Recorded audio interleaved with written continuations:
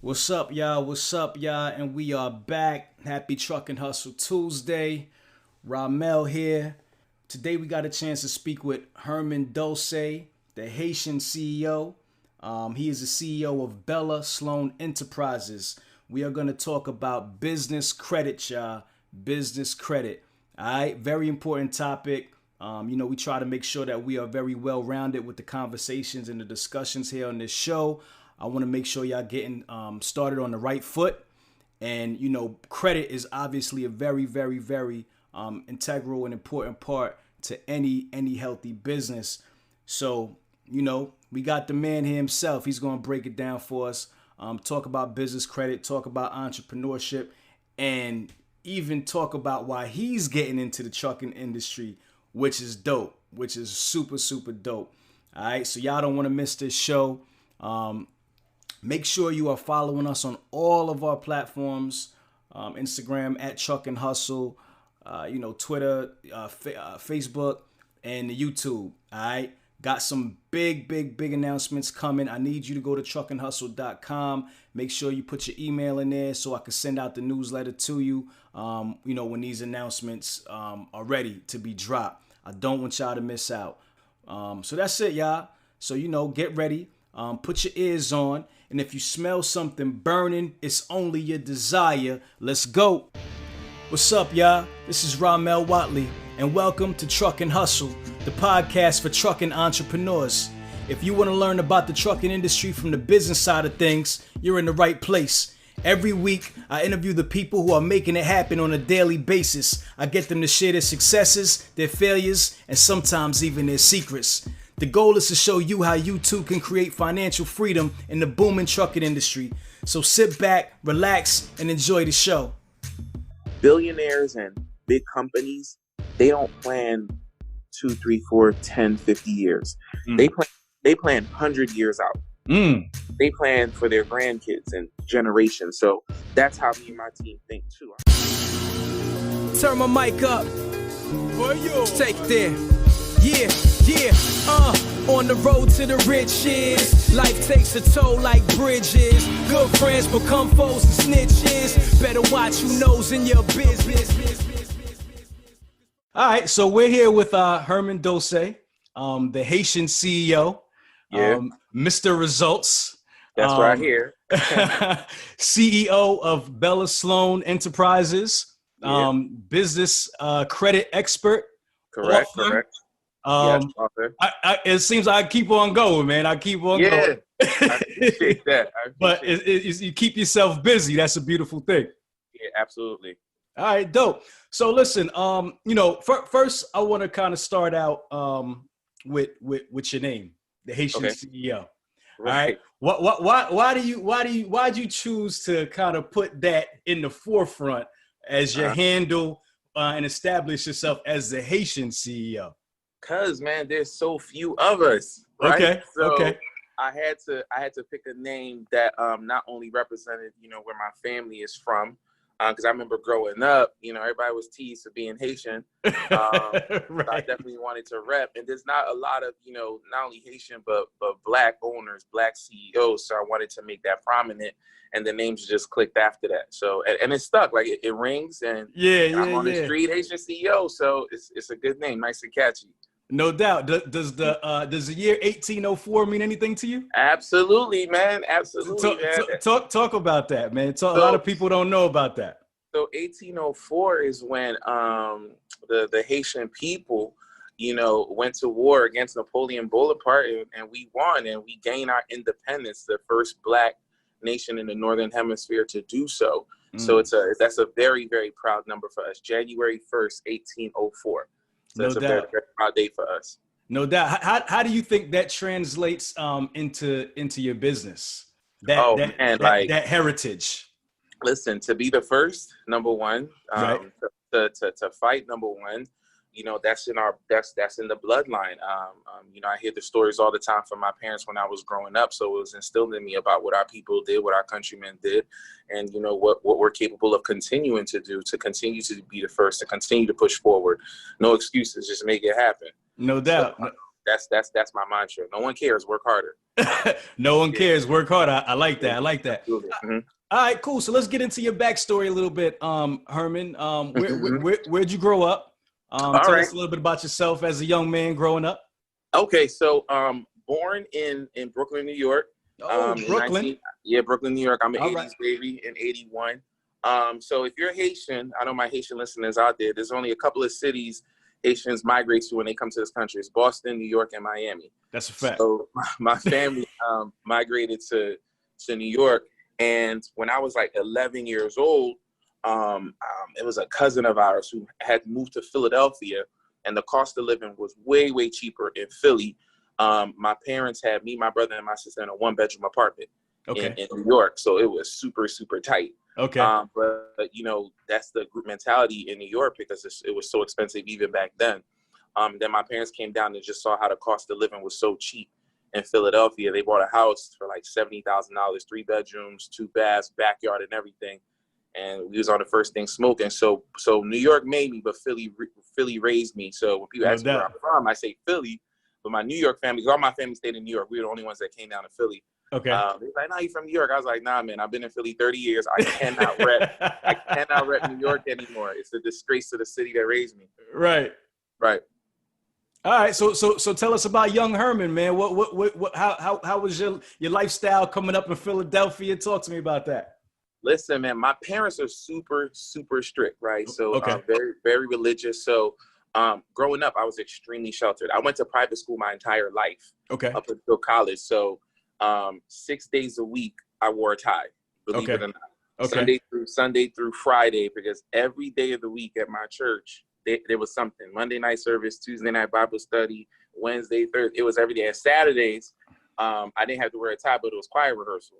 All right. So I was in church, believe it or not, 7 days a week. It was crazy because when I finally got 7 days a week, bro. Okay. So when I finally got to college, when people, pull out their fresh gear on their first day of school, I didn't have none of it. It was my church pants and some shoes. Freshman year at college, I was a clown. But again, the discipline of being in a private school my whole life, the discipline of having that type of structure, I appreciate it at the age of 38 because that's what really helped my business grow to what it is, because it's just being consistent. And we'll get to Kiera and all that stuff, but being consistent in what I do, then when opportunities came, it was just boom. And everybody think it's overnight, but just being consistent in everything that was instilled in me very, very early. Because my dad is blue collar, my mom is blue collar. My dad was actually a janitor for Fred Trump, which is Donald Trump's father. Okay. So property management his properties. My mother, I know my 80s babies might remember this Beverly Hills Polo Club. Of course. She used to design the sweaters. Get out of here. Yeah, but again, in the 80s when Ronald Reagan changed some things, that's when all the factories started going overseas. Because my parents didn't have skills, so that was a skill she learned on home. But the factory got shipped overseas. She lost her job, and my parents used to commute back and forth to New York every day. Okay. So 11, 12 years old, I was waking up at 6 o'clock, getting my brother and sister ready, walking them to school because my parents instilled some type of discipline in me because they had to go work. Right. 2 hours, you know what I'm saying? So they were up 3, 4 o'clock. So seeing that consistency, you know what I'm saying? Now they woke up 3, 4 o'clock in the morning. They got to go to work. I do the same thing. And by default, I wake up 5:45 every day, Saturday or Sunday, because there's work to be done. You know what I'm saying? You gotta be consistent. So those things that were implemented in me very young definitely made me into the man that I am. And one quick tidbit story. So when my dad used to come home on Fridays, that was bill day, right? Yeah. So he would pull out his checkbook and he'd be like, yeah, we got to pay the bills. And I remember I was 11, 12 years old, and my dad would be like, all right, write out the check for the gas bill. And he would pull out the gas bill and he would show it to me. And I'll have to write $47.50, and he would endorse it. Okay. So from very young, again, those little things that I took for granted, I was so annoyed that every Friday I had to write out the check. And he's like, listen, he showed me how much he made. Right. He's like, this is what's left over. This is how you balance the checkbook. But I think the main reason he did it, though, was to make sure I didn't ask him for nothing. Because on Saturday, so you see where the money is going, right? He's like, listen, you saw the balance. There's $100 left. No, you can't. You Yo, know how that's much I got genius. left. That's Yeah, genius right there. it was genius. So I never really bothered him for much or whatever, because I knew what was going in, what was coming in, and what was going out. But those are Wow. the foundational things that made Haitian CEO what he is today. And I Okay. always pay homage to my parents for instilling those building blocks in my life. Okay, dope. So you said you went to college, Yeah, I went to right? Temple University. Temple University. What'd you study? So I studied business communications and public relations. So I won't go into my spiel about college too much right now. Man, but go into it, man. We need to know. Talk about it. Tell me about it. Listen, man, I don't know. I don't want to say the wrong thing. Everything isn't for everybody, but That's a fact. you know, college has its good and bad, but you know, college prepares employees, not bosses. Okay. So college taught me how to get a job, because my parents, right, they weren't entrepreneurs. That stuff wasn't instilled in them. They just knew they were in a third world country, and let's get to America, the land of the free, home of opportunity. If you get yourself an education, the presets of that are true, Right. right? But you're not becoming rich by getting a job. So my parents told me, get an education and you'll be fine. And of course, that structure changed once I became an adult, because my parents, their story was, they did come to America and they worked hard and they were able to buy a house. Saying so now people get a college degree and they got to move home with their parents. Right. That's a fact. They're $80,000-$90,000 in debt from at 21, and then you got to get a car, so that's another W in, and then you got to get a house.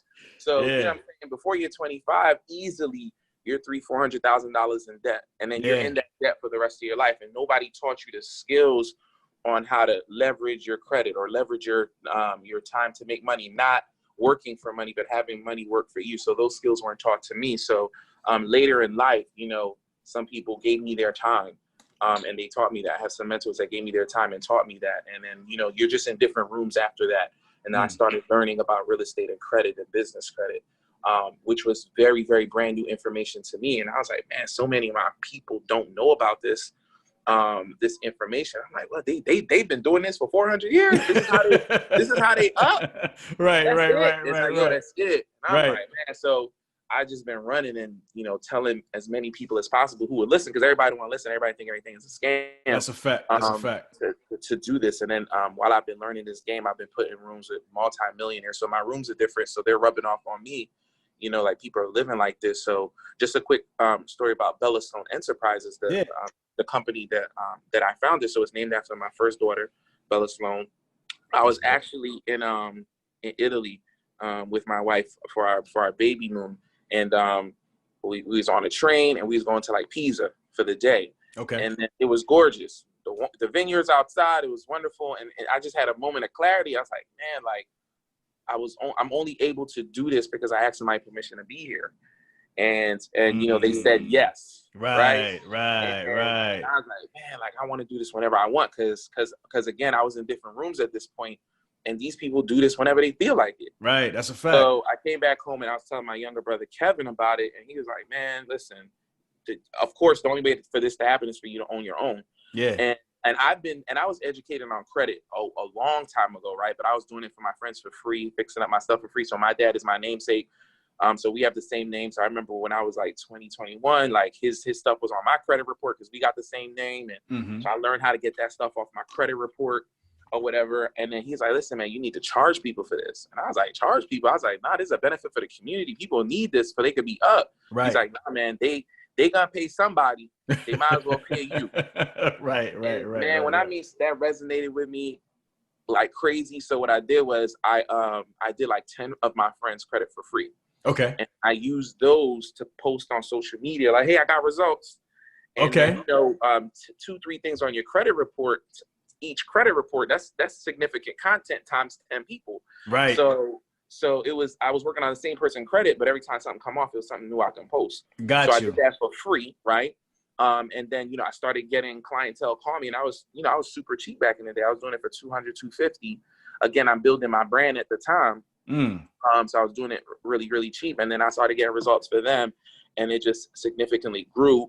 And then you always have to hone your skills, right? Okay, so I'm on YouTube University. I'm going to credit repair classes with other gurus in the game. Show me tips and tricks, right? You know, staying at the feet at the people that do this, right? Right. And they gave me a lot of game, and then my business just grew from there. And then you in the rabbit hole, I found out about business credit, and that's when it just went to another level because, you know, business credit doesn't report to your personal credit report, and those lines are a lot larger. So now I have the capital to start my own business, to bet on myself, and then the rest has been a wrap. I remember the day I quit my job. It was a sunny summer day, man. It was crazy, and I was like, dang, I'm never gonna work again. So, it's just been a blessing. So, I'm not special. I have the same story that a lot of people do. Immigrant parents. I'm not gonna say, you know, I was in the hood and there was gunshots out my window. I'm not gonna give that story, but you know, I was close to that. Right. And I was able to, you know, get the education. It was nothing special where it was luck or happenstance. You know, I did the work, I got the education, and I executed on what I got. So I'm teaching that same blueprint to anybody that would listen. Like, hey guys, listen, this is what you can do if you just fix your credit. Right. You would be amazed on what doors can be open to you. Like these banks are giving away salaries to start your business. Wow. The 2030 you using right now just to eat day to day, you can use that and turn that 30 into 40, pay back the 30. Now you have 10 cash, rinse, cycle, and repeat. Right. You know, and you grind for 2, 3, 4 years, you don't have to work anymore. Right. And then when you get back, not because people think it's just 40 hours a week. No, you technically work 50 to 60 because you're not counting the transit commute. The transit commute, the hour they're not paying you. So imagine if you gave yourself 50 hours just to your business, just to yourself, what epic things that you can do. It's amazing. And, you know, I have many clients who have taken that path. They follow the blueprint, and people, you know, they're in their game and they're up. I tell people my job is to make $1 billion before I get out of here. I like that. And to make a bunch of millionaires on my way to doing that. So just sharing the game that I've learned to the gurus and the people I sat at their feet, and the rest is history. All right, that's dope. So what were you doing before you started your business? What was your job? It was crazy. So I had a couple of things. This goes back to my shadiness with college. So okay. I got my education. I was like, all right, man, my parents said I'm gonna be good. No, I wasn't good. I couldn't find a job. Okay. I couldn't find a job. So I ended up working at a group home. Okay. You know, the 7 to 3, 3 to 11 shift, 11 to 7, whatever shift I could pick up, because right. we're hitting in 6 months. Right. So then my supervisor at the time was like, you have a college degree? I was like, yeah. And she's like, why are you here? I was like, there's no work. So she was like, well, we got a school where we teach the intellectually disabled. You know, maybe you can definitely help them out. Okay. So I fell into that. I worked at the school for a year. I loved what I did. And then I went back to Lincoln University, got my master's degree in human services, so I can be able to run organizations that help people, okay, you know, that are mentally disabled, because I just saw some gaps in the system. You know, I wanted to be a change agent. Right. But I ran into a lawyer, and my lawyer told me, you will only make as much as your clients do. Right? Let that marinate, right? I like that. I thought I had to think about that for a second. I like that. Think about that. Yeah. Because I had my master's degree, bro, and I was and then one job led to another. After I got my master's degree, I ended up being an executive director of a nonprofit agency, and you know, I ran, and then we lost our funding, and I lost my job. Okay. So, and that was the third time I lost my job in 2 years because of funding, because you're working on grants, right, and stuff like that. Your degrees don't matter, and I capped out at 50,000. I had my master's degree, so I was like at the top of my field, but I was topping off at 50. Maybe if I got another gig, I would have topped off at 70, 80, right? After I put 10, 15 years in the game. Yeah. And I was like, this can't be it, right? Right. So my mom went to do some taxes at this guy's office, and he taught, his other hustle was teaching people about software testing. Okay. So he's like, yo, you should go talk to the guy. I'm like, oh, mom, it's a side dude. She's like, well, what do you got to lose? I was like, you're right. So I gave this guy 5 stacks. He taught me how to become a software tester, because, you know, technology is where you make money. Right, for sure. So my first job out of that was 100,000. My first gig. Okay. I went from making 50 to 100,000 just by learning technology. which goes back to my, not disdain, but how I look at college as a side eye. Like, I learned this trade, and, you know, technology is always evolving. That's where the money is. And now I'm making six figures, and I didn't need a college degree to do it. They didn't ask me if I had a college degree. Right. As long as I knew how to do the work. So then I started I'm always about putting on my team. So I told everybody about it. So a lot of my friends, they did that. They went on and they took the class, they got the job. And one of my friends who has the entrepreneur mindset, he's like, I could teach this. Right. Sure enough, my man Greg at Self Tech, he started a company teaching people that same skill. So not only does he do it, but he teaches others how to do the same thing. And he's changed so many lives because people went from making, you know, $10, $15 an hour to making six figures because he gave them a skill, right, or whatever. So it's to my point why it's really important when I teach my classes. I'm like, listen, guys, I'm giving you guys a skill that is forever. So I do this joke in my classes that I teach once a month in Philly. I was like, listen, my plan is to blow this $1 billion, right? I'm gonna blow all of it. Right. I'm not leaving my daughters nothing. But what they're gonna have, though, they're gonna have credit, they're gonna have business credit, and they're gonna watch their dad build something 20, 30 years that even if I blow the billion, they know exactly what to do to make it again. That's and dope. Their kids that, teach their kids that. So what we've learned isn't going anywhere. That's generational wealth. Right. Where I could blow it and be like, so we know how to make it back. It ain't no thing. That's a fact. That's a fact. Mm-hmm. I like that. All right. So you were working at the job and you started your business at the same time, right? Simultaneously? I started my business at the same time, while I was at my job. So talk to me about that, because I think a lot of people are in that position to where they want to transition into entrepreneurship. Like, what was your mindset? What was your disciplines in order to try to juggle both things at the same time to start doing your own thing? Man, those days are long. And what I can tell you is that you really have to want it. I wanted to be free very, very badly. So the days were super long. So you waking up 5:30, 6 o'clock to go to work. You give the man his 10 hours and then you come home. So I get home 5:30, 6 o'clock, you know, do some FaceTime with the family. Then I'm in the man cave writing out credit repair letters for 50 to 100 clients times 3, because it's 3 bureaus. And, you know, before you hit it, it's midnight. It's 1 o'clock in the morning, and then you got to do it again. And I did that for a year and a half, you know, just grind and continue to build the company. And what people don't realize is I was very disciplined, where not $1 I made from the business did I spend. Because you don't make money earning it. You don't get rich earning money. You become rich investing the money.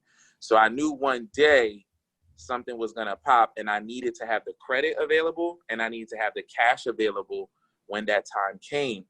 And when that time came, I was with a friend of mine. He's like, hey, let's go to the seminar in Philly. This guy, Greg Parker, who's my mentor right now, teach me a lot about real estate, because I got into real estate, but, you know, I didn't have a mentor. Whatever you're trying to do, get a mentor, man. Listen, I understand YouTube University. I understand there's a lot, but you got to get out there. You got to network. You got to be at the feet of people who are there. Who are millionaires, you know what I'm saying? Who gonna show you their bank account? Like, listen, bro, I do this. Here's my bank account. These are my assets. I own this, this, and this, and this. Right. Okay, well, I want that too. All right, well, then follow me. Right. So I went to his couple of classes, went to his couple of seminars. He put me on. He taught me game, and I started investing in real estate because I never understood how people got more than one property. Because if you try to go to a bank and get more than one loan, they were like, no, your debt to income is too high, you're over leveraged. I was like, well, how everybody else got 10 properties or whatever. And then he showed me how to do that. Showed me how not to pay taxes on profit.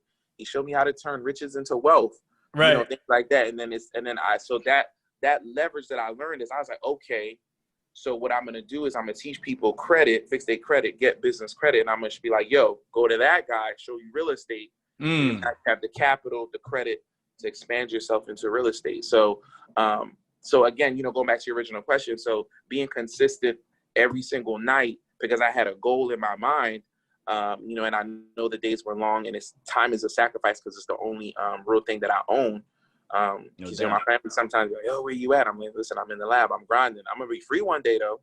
Because right now, like, even when I have my own business, the days are long. You know, there's no weekends, but, you know, I'm free. Like, I take a nap at 12 o'clock if I want. Like, my business partner hit me up like 2 weeks ago. She's like, yo, we're going to Miami tomorrow. And I was like, okay. And, you know, I'm able to do that. We spent the day in Miami, went and did some business credit stuff. She wanted me to link me up with some people. I was able to network. So now I have better products to give to my clients. And then I was back in Philly the same day. And that messed with my mind because last summer I couldn't do nothing like that. Right, Like, yo, right, we right. out. Right, You know right, what I'm saying? right. So No doubt, no doubt, no doubt. Shout to Greg Parker too, big business. yeah, You big know, business. Yeah. no doubt, no doubt. All right, so let's talk about what you do, business credit, Right. trade lines. For people who don't understand that, could you just give us a little bit of a explanation as to what trade lines are? Just kind of surmise what that is. Okay, so Bellastone Enterprises focus on two things: credit repair, and educating people on credit, because our people just don't understand how it works and why it's so super, super important, and the leverage that it gives you. But what we've been focusing a lot more in the second half of the year is business credit, because business credit, those lines are a lot larger.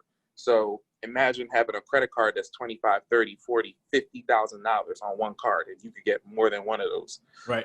And that debt doesn't show up on your personal credit report.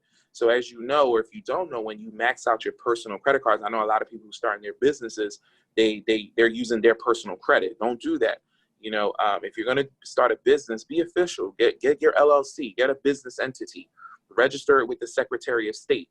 Once you do that, now you can go to the bank, leverage your good personal credit, because you're basically the co-signer for your business, because your business don't have credit yet. Your business is a baby. Right. But you can go to the bank, be like, hey, the name of my company is Bellastone Enterprises. My name is Herman. Herman has 800 credit score. I want to leverage my credit to give my business credit. They look at my personal credit as like, listen, you're responsible with the money with your personal credit. That means you're going to be responsible with your business's credit. So boom, no lie. I went to a bank in Philly. They gave me $30,000 line of credit and a $20,000 credit card. Wow. So just on my name. Wow. Right. And how long was this after you started the business? A year. A year. Okay. A year after I started the business. The older your business, the more money you can get. Okay. And then I leveraged that to buy properties in Baltimore, to buy properties in Cleveland, to buy properties in Philly, and rent, cycle, and repeat and invest. So my daughter, you know, she doesn't know it, but she has properties in her name, you know, that I could pass her down assets. And this is just the bottom of it. You know, it's probably like, you know, 10 properties in her portfolio. But the goal is when I get out of here, she'll have buildings with her name on it. And it starts now with the small grind that we're doing now. And then, you know, we'll get to Kiera. I ran into Kiera, and Kiera showing me, you know, about the trucking and how I'm teaching clients now. I was like, hey, you know, there's more than one thing you can invest in. You know what I mean? Right. I invest in what I know. So I know real estate, and she was giving me game about trucking. I was like, wait a minute, this is a whole new ballgame. So now people, hey man, go get yourself a truck, get some, because I don't believe that credit is king or cash is king. I believe that cash flow is king. So the trucking game is giving people cash flow, money that's coming in. You know what I'm saying? Every day of the week, because your truck is running. Right.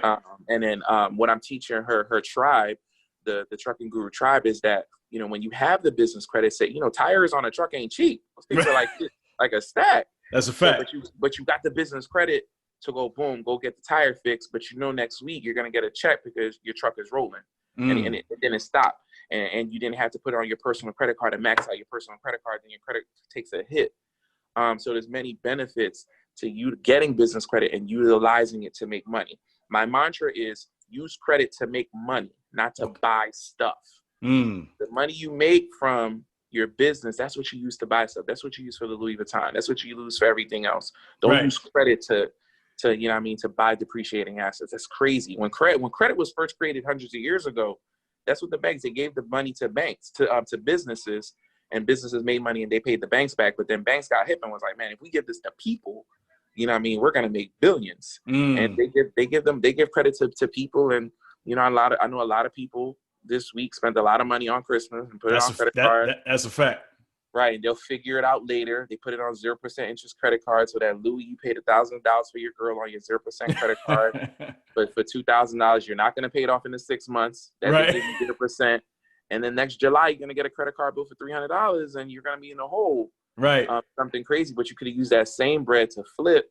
You know what I'm saying, and have some cash in your pocket to buy the Louis.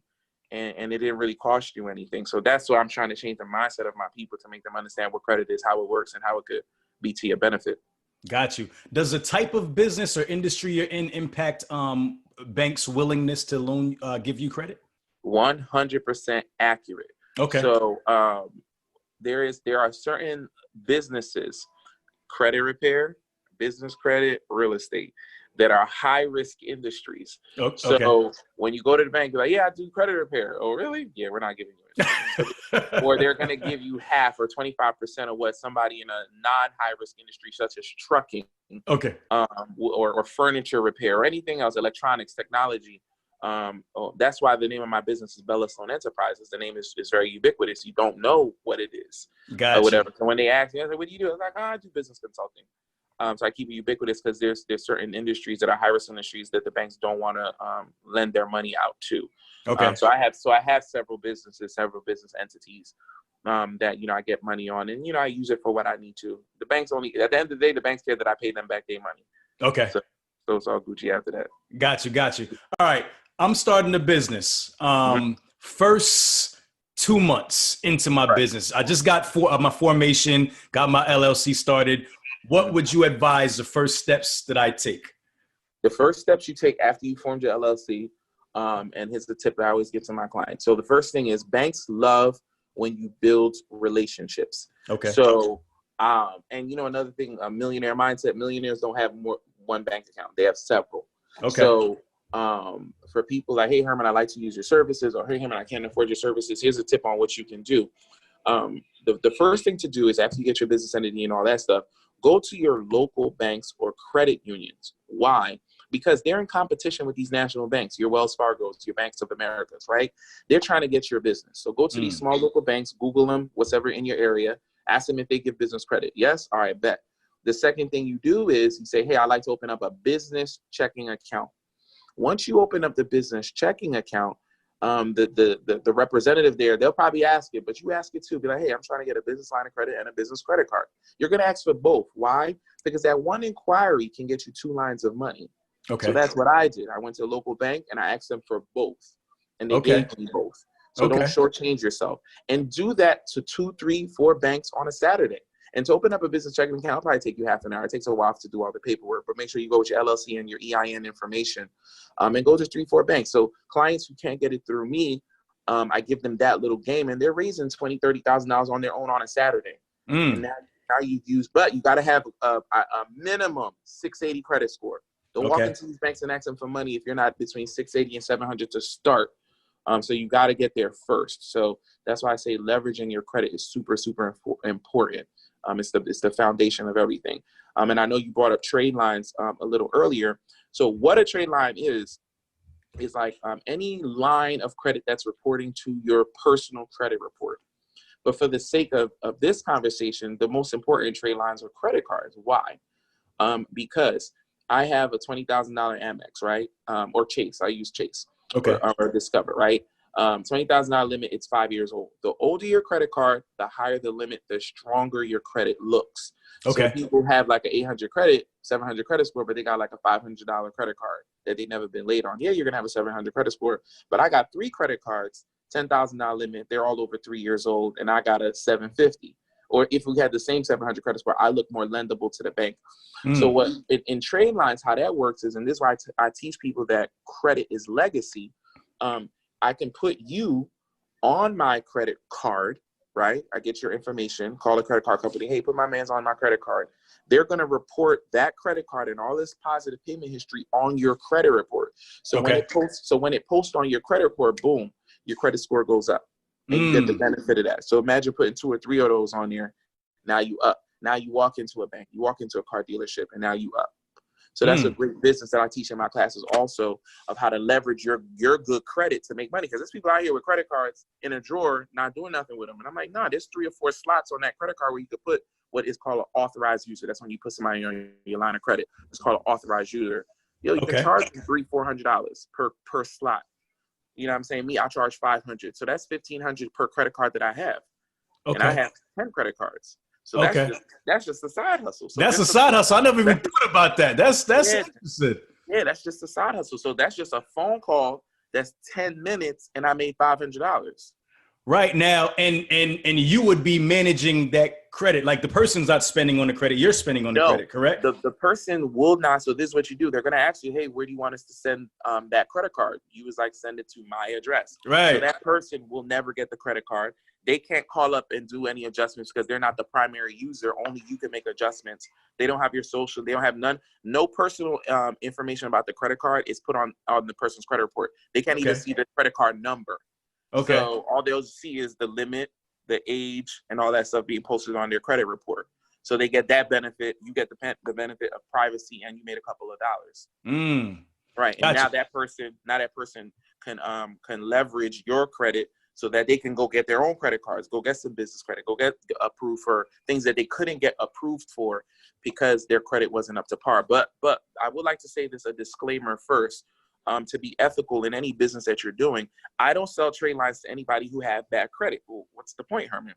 Because if I put you on 2 or 3 credit cards and you got 2 or 3 collections, it doesn't work because they're still going to run your credit and they're going to see the 2 or 3 collections and they're going to deny you. Right. So at the end of the day, you got to fix your credit first. Fix your credits first, then put trade lines, then apply for things that you can leverage to fund your business or whatever. Then you get the personal credit cards, business credit, get the car note, get the apartment you couldn't have gotten on your own. But there's levels to this game and you got to play by the rules in order to be successful.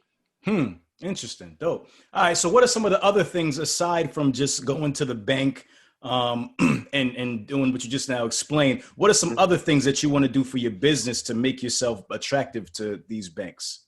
So another thing to help yourself become more attractive to these banks is to make yourself credible. What do you mean by that, Herman? So you and I, we have a name, we have address, we have social, we have phone number, we have addresses, things that make you a you, right? Right. Your business needs to have those same things in order to be more sexy to the banks. So number one, you got to start with having a good name, right? So as you see, I named my 2 businesses, Olivia Monroe Enterprises and Bellastone Enterprises, after my 2 daughters, right? Okay. The names are ubiquitous. You don't really know what they do. So I couldn't say, hey, Bellastone Credit Repair, or I couldn't say Bellastone Business Credit, or hey, Bellastone Real Estate Company. You have to make sure your name is general. You have to have a good name, right? Why? So you can be able to get funding from any bank. Okay. Right? That's number one. Number 2, you want to have a good business address. What do you mean by that, Herman?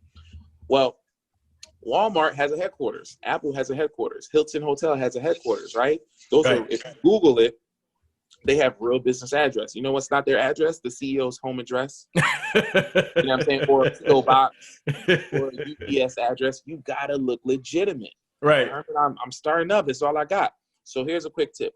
I teach my clients to get virtual offices. Okay. One virtual office that I use is Regus.com. REGUS.com. If you don't like that one, just Google virtual office. Find one that's in your local neighborhood.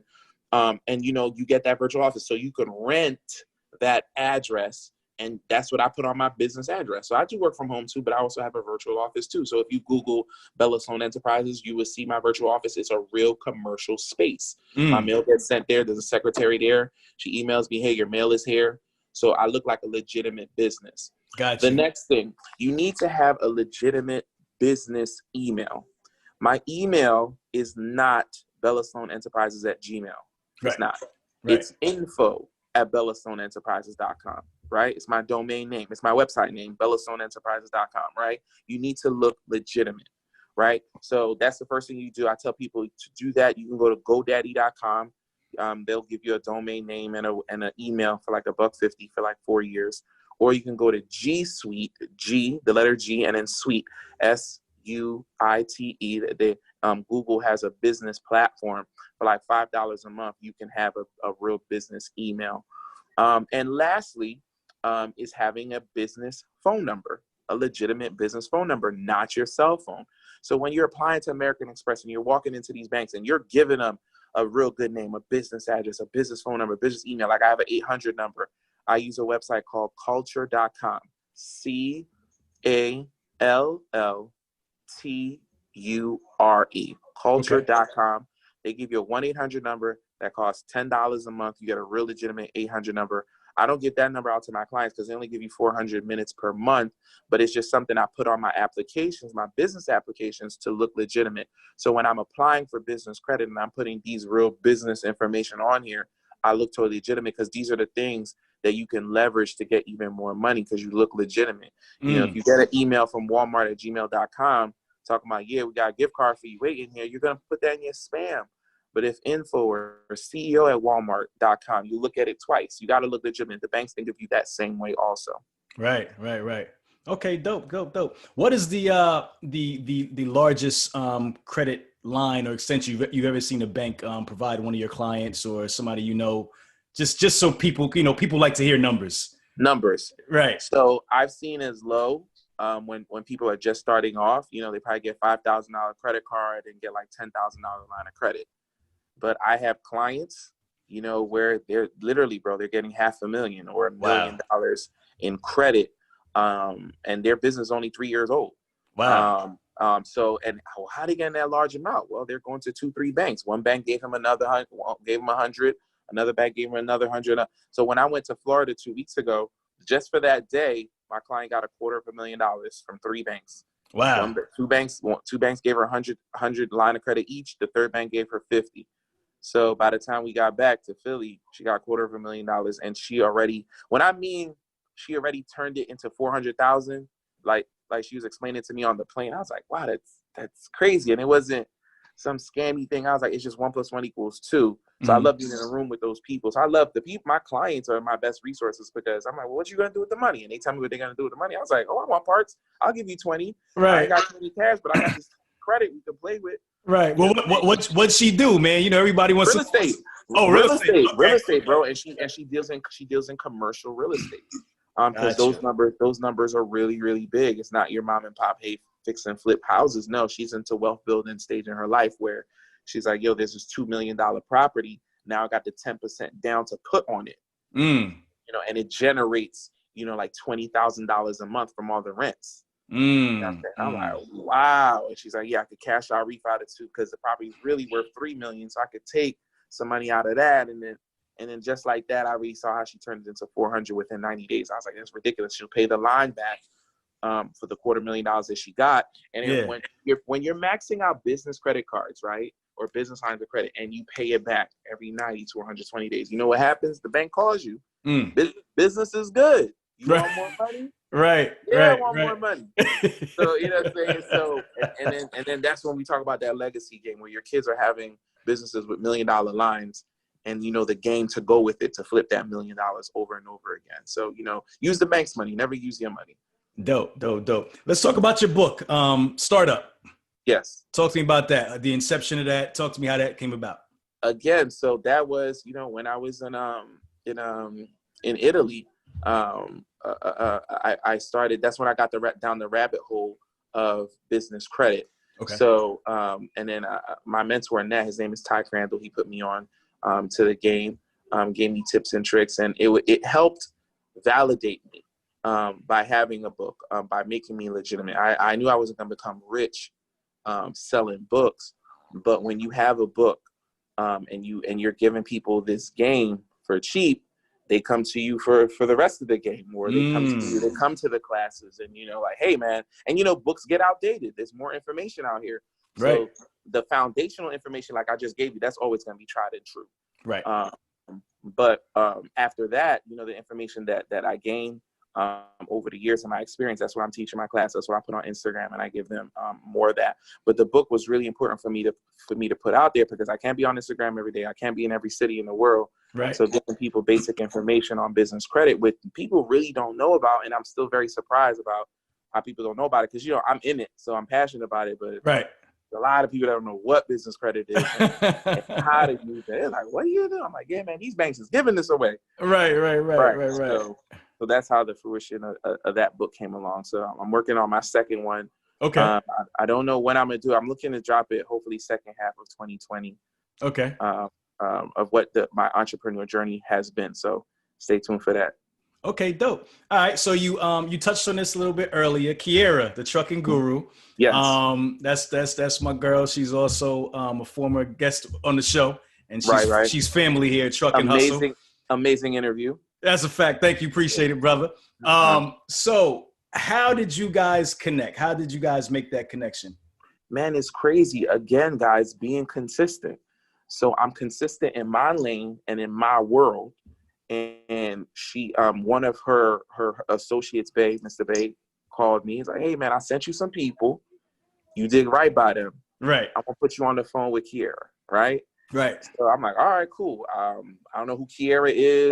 I'm like, all right, sure, no problem. This is all about networking. Yeah, for sure. So I get on the phone with Kiera. It was a great conversation. Mr. Bay calls me the next day. He's like, listen, I want to fly out to see you, right? After I hung up the phone call. So this is crazy to me. I'm like, yeah, sure, yeah, right. No problem. Okay. 36 hours later, I'm meeting this guy face to face. We had breakfast, had a good lunch. Then he gave me Kiera's phone number. Okay. He's like, call her, right? Okay. This is all a vetting process I'm going through. You know, before you go to J, there's a lot of levels, right, for sure. So, right. So then I called Kiera, and then we're talking. I'm giving her game about business credit, and telling her what I'm doing with Greg Parker, because he got a one-on-one program in Cleveland where people are leveraging their credit to get real estate. Okay. So I was like, you can do the same thing for your tribe. I can help them fix their credit. They can get personal credit or business credit, preferably. They get into the game, get some trucks, and she's in the giving back stage of her journey. She made her money many, many times over. Now she's giving back, to people, to our brothers who are locked up, who are felons, who is going to be really, really hard for them to get a job. But she's going to give them a skill, like a skill and a business, so that they can make their own move. She's like, I want to help these people out. What can you do to help me reach my goal? So we talked about that. And then here's the crazy part. Before we hung up, she gave me her real phone number. So, it was wild, bro. It was wild. There was levels to the game. There was levels. She said, all right, well, you passed this phase. Now you can have my real number. Yeah. And then I called her on her real number, and she's like, fly out to Texas. Let's have a face-to-face. So I brought my team. She brought her team. And that meeting was crazy, man. That meeting was like... Tell me about it. I saw it on the gram. Listen, man. Tell us about it. It was wild because I didn't know what to expect. I brought my because I don't go fishing alone. I bring my fishermen with me. I bring my closers with me. I like that. I got one of my guys. He actually is in trucking. He got 3 trucks. I was like, listen, man, I don't know what's going on because I met these people 7 days ago and this is moving fast.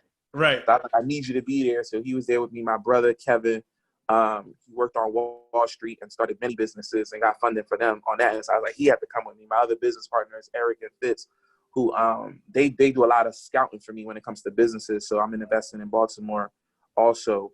And they went down there and helped build something up crazy with my business partner, Rodney. But anyway, I brought my fisherman with me. Yeah. Went down and got a nice Airbnb. Right. I know Kiera was it. I couldn't get no corny joint. Right, so right. I got her. I got a nice little spot.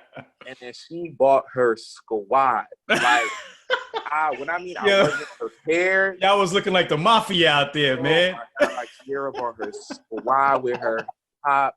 It was intimidating when they walked in. Me and my team looked at each other. We was like, oh, wow. Because we had like cheese and crackers and like coffee. We was like, oh, man, we could have stepped it up. Oh, my gosh. But listen, that meeting was crazy. My brother, he does this. So he started talking his Wall Street game and, business planning, et cetera. I'm talking about business credit. And, and then after a while, man, no matter what information you have, it's the energy.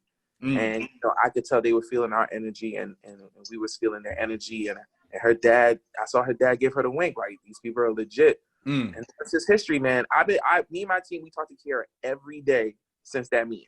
That's dope. And we're going back next week. So that's top dope. Of the year, like when we was there, she's like, when you coming back so we can, get things moving for her team. And, because I'm like, well, I want to leverage this and get some trucks too. She's like, well, come back. So she took us to the truck dealership and everything. She's like, well, come back. So I'm going back there top of the year. The first thing smoking out of Philly at the top of the year. So January 3rd, I'm out of here and I'm going to spend like 5 days with her and her team. And, we're going to help build, what her dream is for her team and, help us build another revenue stream for my team here in Philly and, teach people the game. No doubt. So she actually took you out to the dealership and purchased some trucks in the whole nine, right? Man, the whole nine. After the meeting, she was like, I like what I see here. She's like, let me show you what it looked like. And we spent 2 hours at a dealership, man, and she was just dropping knowledge and giving game. We walked through the trucks, talked about the financing, how it worked. And I got some financing people outside of business credit who help her clients get into some trucks with no money down or low money down, even if you got bad credit. So, that's a game changer for a lot of people just to put them in position. And Kiera got the contracts and the connections to ensure that these trucks are running. So it's a match made in heaven. So it's a no-brainer. It's a layup every single time. So if you're looking forward to pulling the trigger in 2020, it's going to be an epic year. So that's a wonderful partnership that fell into my lap because I was being consistent in my lane.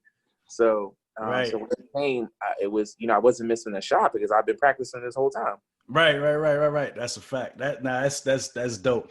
All right. So what's next for you, man? I mean, I know we just talked about the trucking. What else are you looking into the future, 2020, 2021, 2022? What's on your mind?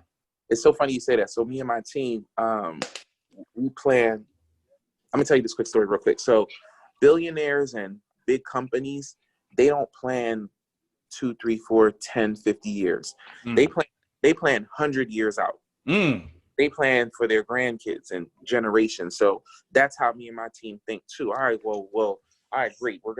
We did this in business credit. We did this in credit repair. My man started his own company. My brother has his own company. This is funding everything here. Everybody saved up their little coins. All right, great. Now we fell into the lap of real estate, and trucking is going to generate some cash flow for us. So then we start thinking, all right, well, now that this money's going to come in, what's next? So in 2025 and 2030. So Right. we wanted definitely get into commercial real estate. That's why I took the flight out to Miami, because I was on a flight with my business partner for 2 hours, and all she was doing was giving me game. And I did that whole trip for free, because being at the feet of somebody with that much game, that was my payment. So getting into commercial real estate, because that's generational money. Because that having that type of land and that type of property, that's what our next play is. And also, I'm definitely getting into tech, finding out what the next Instagram, what the next Facebook is. Like, Herman, that sounds ridiculous. Yeah, it sounded ridiculous until somebody did it. So Mark Zuckerberg had to come with somebody who had $100,000. Somebody gave him $100,000 to start. Somebody gave him $50,000 for TikTok. Right. And all these apps that are there right now. So we want to be the people that are in those rooms. So our job for 2020, 2021, 2022 is to be in position and be in those rooms and networking, to have the opportunity to listen to these pitches. Like, hey, yeah, me and my team, we got $1 million in credit.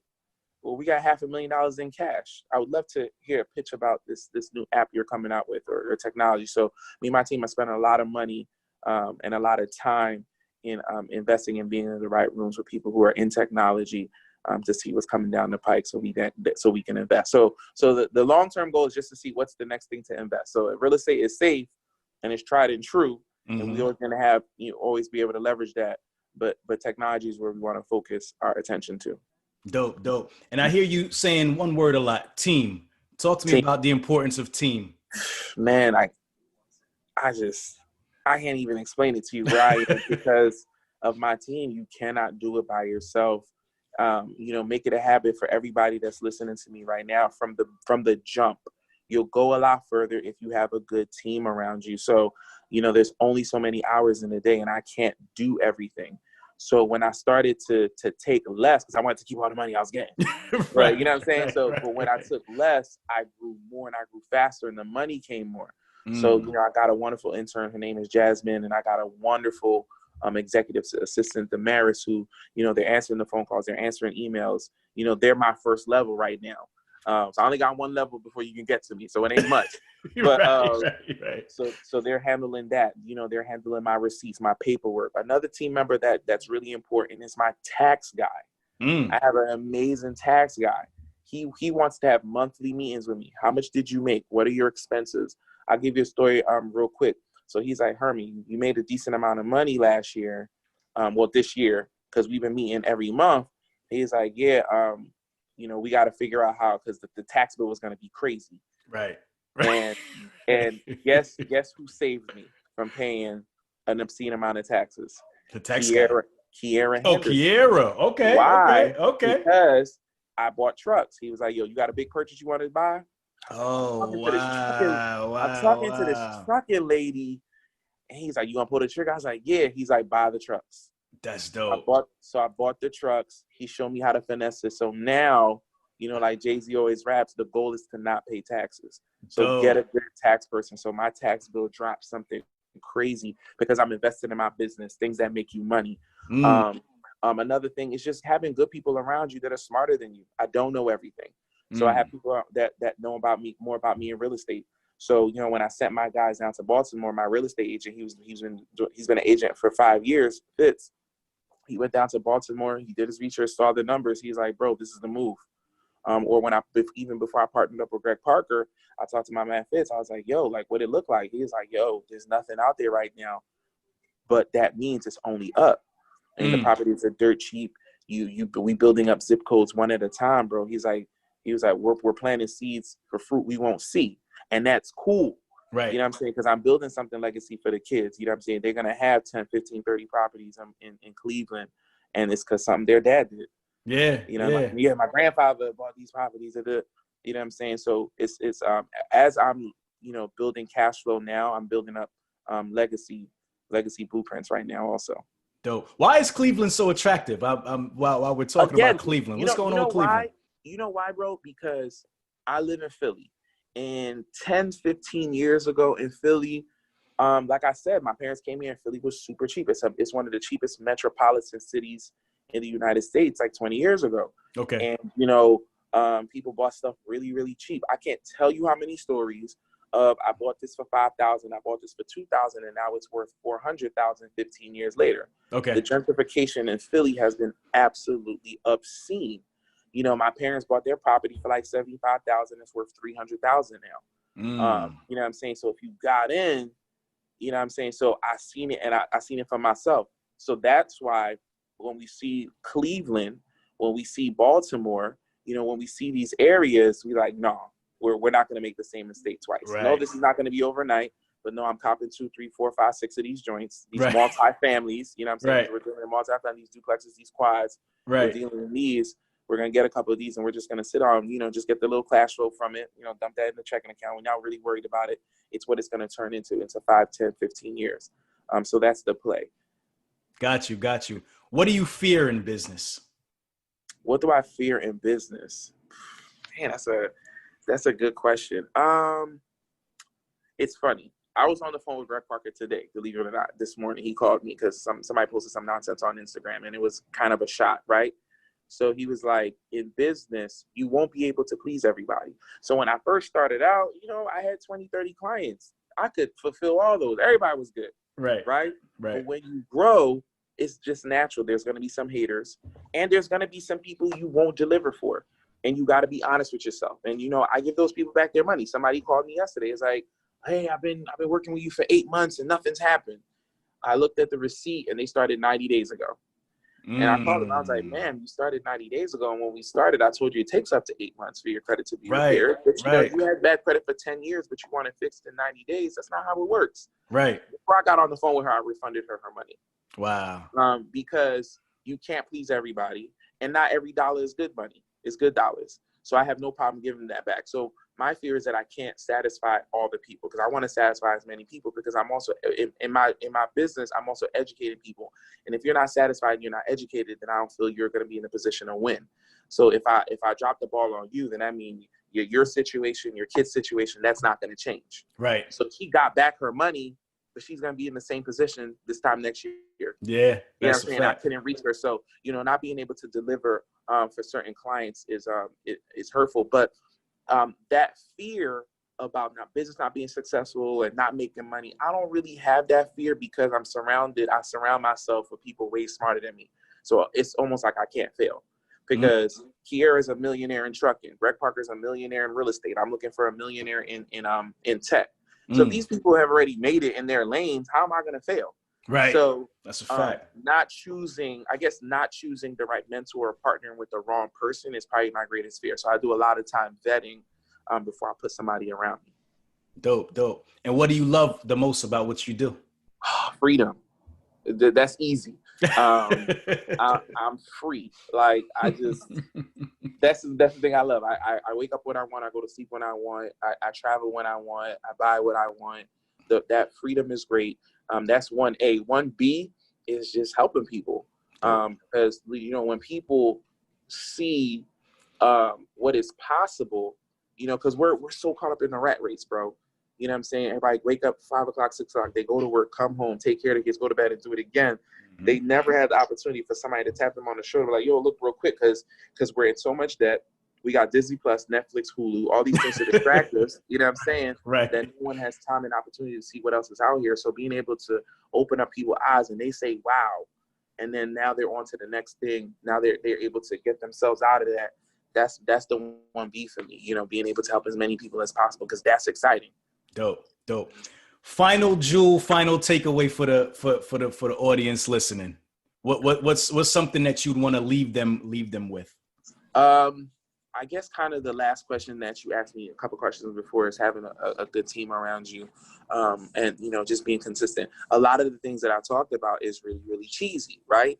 So I say that because I remember when, you know, you see somebody that's rich or well off, and you ask them, well, what did you do? How'd you become rich? And they tell you the generic stuff. Be consistent, be passionate, be that. I'm like, nah, bro, what did you sell? How did you buy it? Right. And until I became successful in my lane, those words didn't make sense to me. But I'm gonna repeat those same words to your listeners. Be consistent, be passionate, be ethical, work hard, learn when to rest and not quit.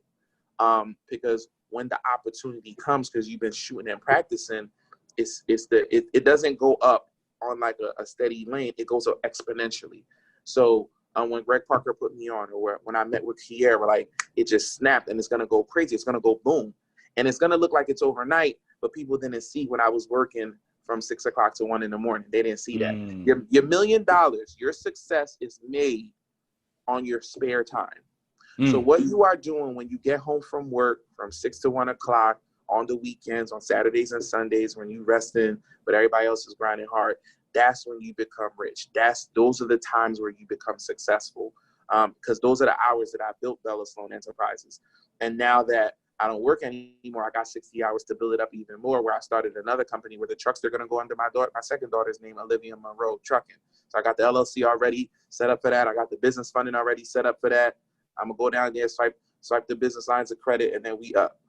Because I built something between the hours of where people are watching Netflix and Hulu. You know what I'm saying? There are people practicing while you're sleeping.